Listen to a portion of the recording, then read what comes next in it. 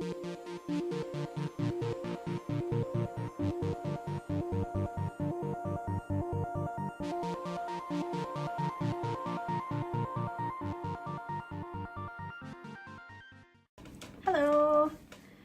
Right, I have not vlogged for a while, and by while I mean at least a month.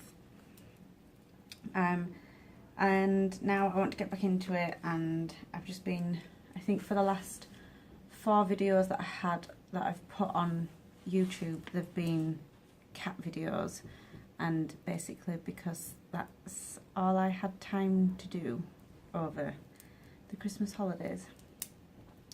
So now that's all out of the way, and now we're into 2019. Happy New Year, everybody. And yes, I can still say it because it's still January, and there we go. So now I have been focusing my blog on mental health and anxiety, mainly because I was going to write a self-help guide, mainly dealing with how I cope with anxiety. I published a self-help guide a few years ago, 2 years ago, to do with mental health.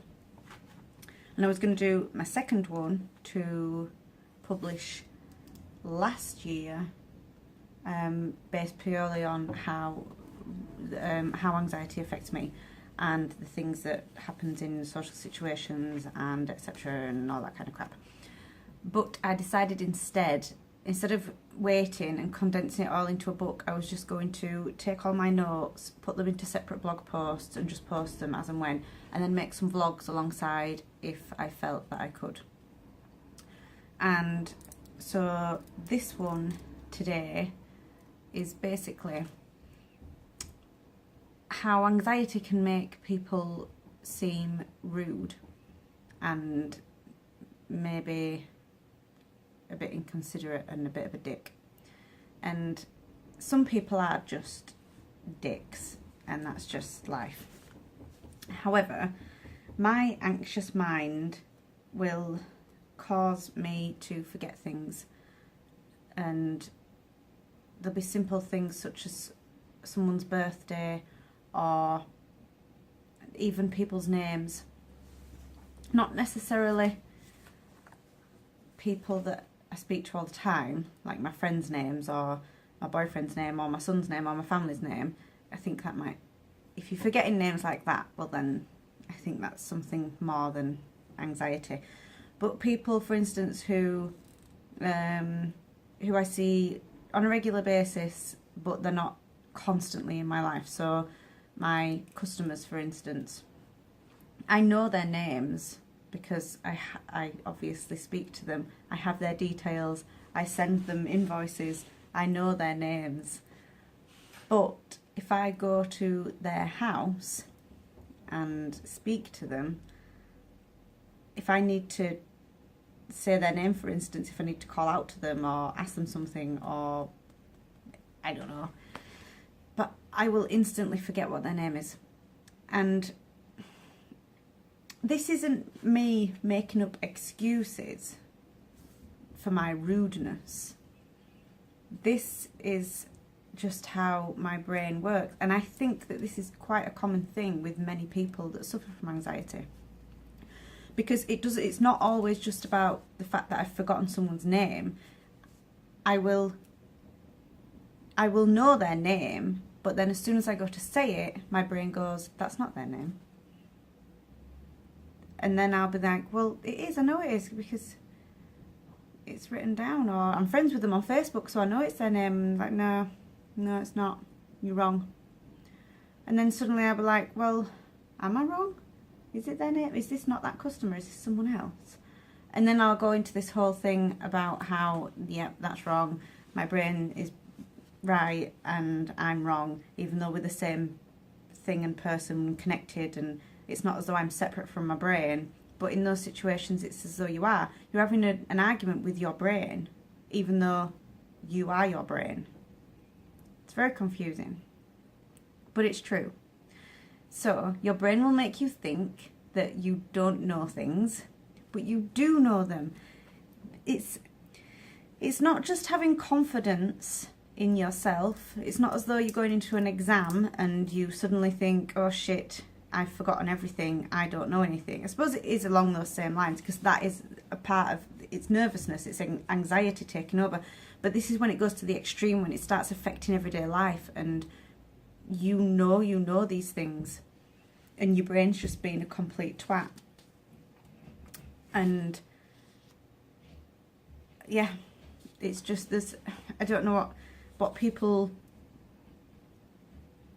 do in what other people do in those situations, but I will then not say the person's name, even though I think I know what it is, but my brain will have convinced me that I don't know what it is, so therefore I'll just leave it. And I don't know, it makes it worse then though, because then it makes you seem as though you have genuinely forgotten what their name is. But you don't want to look stupid, because then your brain goes, well, you're wrong. Their name's not George, it's Stephanie. But that's not going to be the case, is it? But your brain will convince you that George is Stephanie, or Stephanie is George, and you're just stupid. And why didn't you know this? Yeah. So your brain's just a piece of shit. But it spreads out to other things as well. I don't know, for going into shops, for instance, in the way that you take what you say when you take change from the shopkeeper, or how you give them the money, or I don't know, the exchange in conversation. And then you walk out the shop and go, should I have done it differently? What are they thinking of what I just said to them? Why did I say that? Why didn't I say this? And it's horrible, because then it takes it into every aspect of your life, and you go over things. I mean, there's plenty of memes and jokes about how people sit in bed at night and go over conversations that they had from years ago, and it's still bugging them. It's been in the back of their mind, bugging them from that conversation that you had when you were 14, and you just sounded like a complete and utter moron. But the person you had the conversation with will most definitely not remember, and they don't care.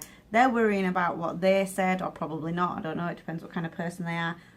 But it's not important. And I know it's not just as easy as that, because someone could say to me, it's not important, it doesn't matter.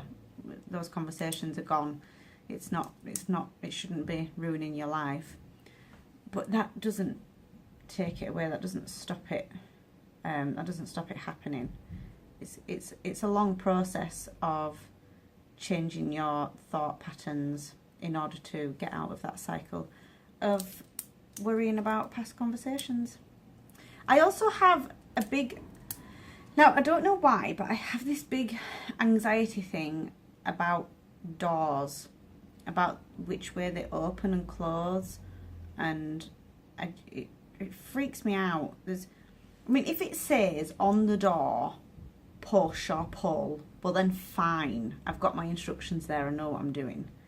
But when there's a door, it has nothing on it, and you've got to do one or the other, and you know that if you do the wrong one, you're going to look an idiot, because everyone inside will see that you've done the wrong way, and they can hear it, and you walk into the door and smash your face in it, and I don't know, everything goes wrong, the world ends. But again, it's not the end of the world, it's not a big deal, and it really doesn't matter. But there's, I don't know, things like that, or parking, car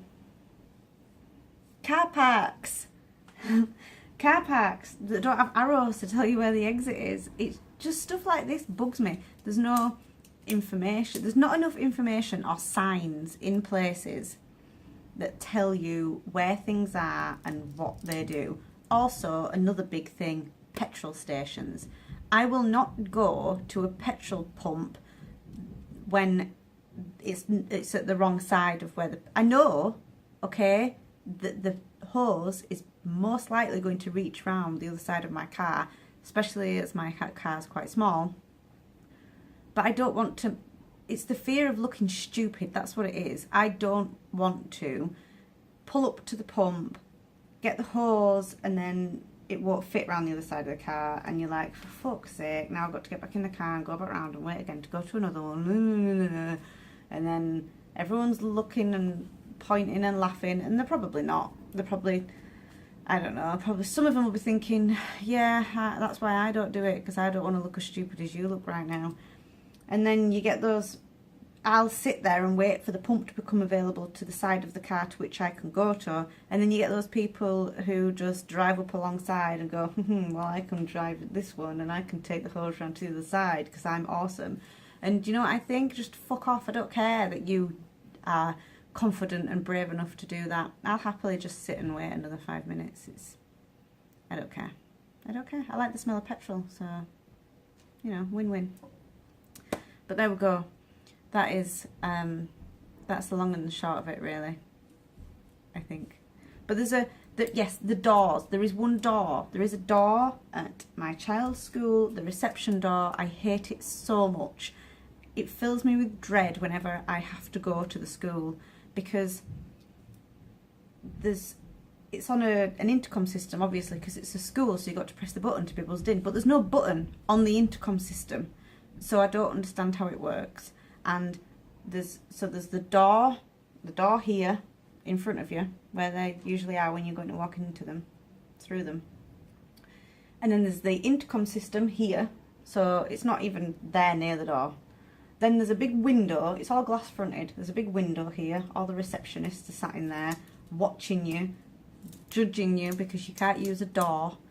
And then I go to the intercom system. Do I press this? No, I don't, because there's no button there. Can I open the door? No, because it's fucking locked. But you can see me quite clearly through the glass, but yet you're not buzzing me in because you want me to work this intercom system that doesn't work and I don't know how to use it. Say something through it, and then, I don't know, say I can hear you without you having to press a button. That's fine, then I'll know what I'm doing.